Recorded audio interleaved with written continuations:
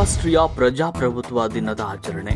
ಬೃಹತ್ ಮಾನವ ಸರಪಳಿ ಗದಗ ಜಿಲ್ಲೆಯಾದ್ಯಂತ 1000 ಜನರಿಂದ 61 ಕಿಲೋಮೀಟರ್ ಉದ್ದದ ಮಾನವ ಸರಪಳಿ.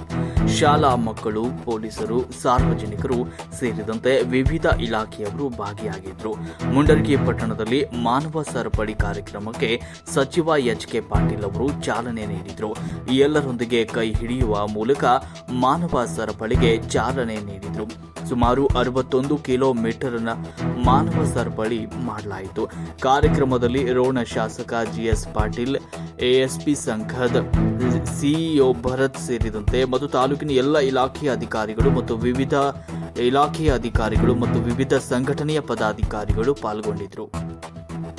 ವರದಿ ಮರಿಯಾ ಜಾಯಜ್. ಮಾನವ ಸರಪಳಿ ನಿರ್ಮಾಣ ಕಾರ್ಯದಲ್ಲಿ ತೊಡಗ್ತಾ ಇದ್ದಾರೆ. ದಯವಿಟ್ಟು ಅವಕಾಶ ಮಾಡಿಕೊಡ್ಬೇಕು, ಜಾಗ ಮಾಡಿಕೊಡ್ಬೇಕಲ್ಲಿ.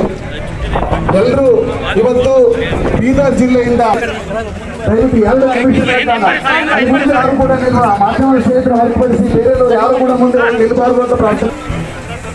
2 ನಿಮಿಷದ ಮಾನವ ಸರಪಳಿ ನಿರ್ಮಾಣ ಕಾರ್ಯದಲ್ಲಿ ಎಲ್ಲರೂ ಕೂಡ 2 ನಿಮಿಷ ತೆಗೆದುಕೊಂಡಿದ್ದು ಸ್ವಲ್ಪ ಎಲ್ಲರೂ ಬರ್ತೀರಿ ಮಾಡ್ತಾ ಇದ್ದೀವಿ. ಸರ್, ಕೊನೆಗೆ ಜೈಕಾರದೊಂದಿಗೆ ಮುಕ್ತಾಯ ಆಗ್ತದೆ. ನಮ್ಮ ಸಂವಿಧಾನ, ನಮ್ಮ ಹೆಮ್ಮೆ, ನಮ್ಮ ಕಾರ್ಯ ಮಾಡ್ತಾ ಇದ್ದಾರೆ. ಅಂಥದ್ರೊಳಗೆ ಅವರೆಲ್ಲರನ್ನ ಜಾಗೃತಿಗೊಳಿಸ್ಬೇಕು. ಪ್ರಜಾಪ್ರಭುತ್ವ ಮಾತ್ರ ಜನಸಾಮಾನ್ಯನಿಗೆ ಬಲ ತುಂಬುತ್ತದೆ. ಆ ಪ್ರಜಾಪ್ರಭುತ್ವವನ್ನು ಬಲಗೊಳಿಸೋದ್ರ ಸಲುವಾಗಿ ಸಾರ್ವಜನಿಕರಲ್ಲಿ ಪ್ರಜಾಪ್ರಭುತ್ವದ ಬಗ್ಗೆ ವಿಶೇಷ ಜಾಗೃತಿ ಮೂಡಿಸೋದರ ಸಲುವಾಗಿ ಇವತ್ತು ಈ ಮಾನವ ಸರಪಳಿಯನ್ನು ಮಾಡ್ತಕ್ಕಂಥ ಒಂದು ದೊಡ್ಡ ಕೆಲಸವನ್ನು ನಮ್ಮ ಸರ್ಕಾರ ಮಾಡ್ತಾ ಇದೆ. ಅಂಬೇಡ್ಕರ್ ಅವರು ಏನು ಸಂವಿಧಾನವನ್ನು ಕೊಟ್ಟಿದ್ದಾರೆ, ಆ ಸಂವಿಧಾನದ ಮೂಲಕ ನಮ್ಮ ಪ್ರಜಾಪ್ರಭುತ್ವವನ್ನು ನಾವು ಗಟ್ಟಿಗೊಳಿಸಬೇಕು, ಸುಗಮವಾಗಿ ನಡೆಸಿಕೊಂಡು ಹೋಗಬೇಕು.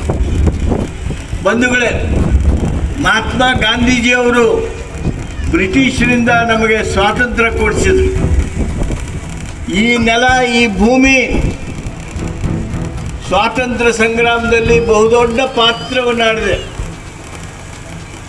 ಮುಂಡ್ರಗಿ ಭೀಮರಾಯರ ನೇತೃತ್ವದೊಳಗೆ, ಹುಲಿಗೆಯವರ ನೇತೃತ್ವದೊಳಗೆ ಬಹುದೊಡ್ಡ ಹೋರಾಟವನ್ನು ಮುಂಡ್ರಗಿ ಭಾಗದೊಳಗೆ ತಾವೆಲ್ಲ ಮಾಡಿದ್ದನ್ನು ಈ ಸಂದರ್ಭದೊಳಗೆ ನೆನಪಿಸ್ಕೊಳ್ತೀನಿ. ಮಹಾತ್ಮ ಗಾಂಧೀಜಿಯವರ ನೇತೃತ್ವದಲ್ಲಿ ಸ್ವಾತಂತ್ರ್ಯ ಪಡೆದಂಥ ನಾವು ಆಗಸ್ಟ್ 15, 1947ರಿಂದ ಸತತವಾಗಿ ನಮ್ಮ ದೇಶವನ್ನು ಈ ಪ್ರಜಾಪ್ರಭುತ್ವದ ಅಡಿಯೊಳಗೆ ನಡೆಸಿಕೊಳ್ತಾ ಬಂದಿದ್ದೇವೆ, ಸುಗಮವಾಗಿ ನಡೆಸಿದ್ದೇವೆ. ದೇಶವನ್ನು ಈ ಎತ್ತರಕ್ಕೆ ತೆಗೆದುಕೊಂಡು ಬಂದಿದ್ದೇವೆ. ನಮ್ಮ ದೇಶವನ್ನು ಬಿಟ್ಟರೆ ನಮ್ಮ ಜೊತೆಗೆ ಯಾರ್ಯಾರು ಸ್ವಾತಂತ್ರ್ಯ ಪಡೆದುಕೊಂಡ್ರು, ಅದು ಶ್ರೀಲಂಕಾ ಇರಲಿ,